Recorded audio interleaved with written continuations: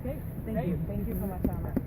And next we're going to hear from Kelly Newhook, who's the Executive Director from TAPS. She's going to talk about what the government needs to do to end homelessness and that displacement is not the answer. Thanks, Ashley. So, as the Executive Director of Together Against Poverty Society, I'm here to speak to the context of how we got here, how inaction and a seemingly callous disregard for people living in poverty by both the federal and provincial governments has created a situation where we have begun to take homelessness for granted, and that we have people living in substandard housing, and that's okay. As many of you know, but it is worth repeating, income assistance rates, which includes disability rates, have not increased in the province of British Columbia since 2007.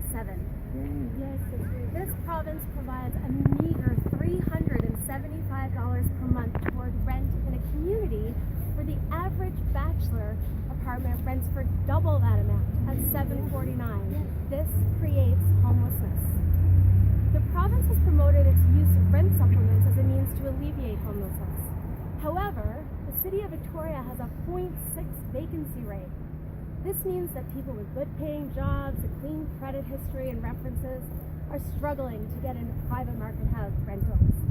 To mislead the public to believe that rent supplements will alleviate homelessness is disingenuous at the least.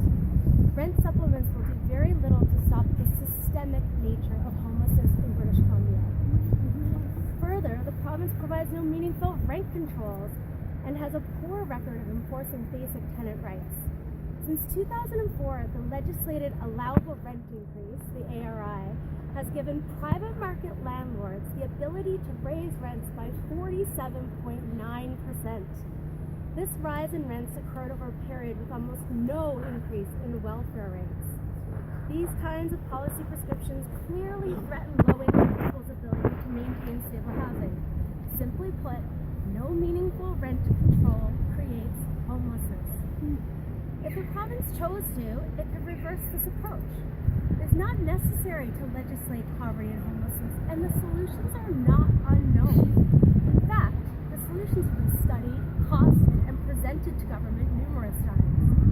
Did you know that BC is now the only province in all of Canada that does not have a poverty reduction plan? If this does not demonstrate a callous disregard for the needs of people living in poverty, I don't know what does. Increase welfare rates, provide meaningful rent protections, and invest in social housing now. And please don't tell us it can't be done, especially when this past July, the province posted an unanticipated surplus of $1.68 billion.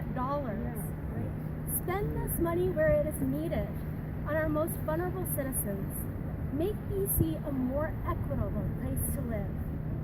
In building social housing and listening to the needs of the people in super intense city and those currently forced to live in shelters across British Columbia, we can end the desperation that has been created and perpetuated for far too long.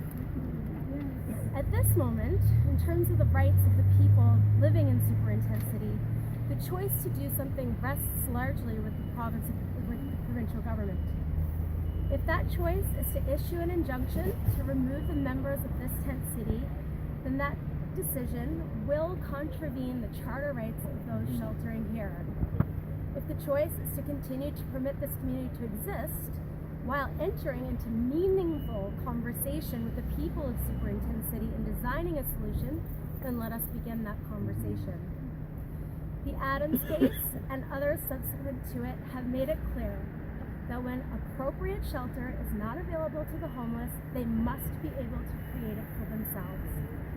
If we have to go back to the courts to protect the rights of the homeless, we will. But it would seem indisputable that government's resources are better spent elsewhere.